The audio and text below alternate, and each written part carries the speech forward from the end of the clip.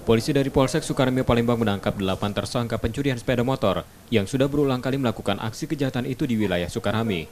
Untuk menakuti korbannya, para tersangka berpura-pura tawuran dengan membawa senjata tajam dan melempari batu ke arah korban hingga membuat korban meninggalkan sepeda motor miliknya yang kemudian dibawa tersangka. Terakhir, sasaran pencurian merupakan teman salah satu tersangka yang setelahnya meminta uang tebusan sebesar Rp400.000 pada korban.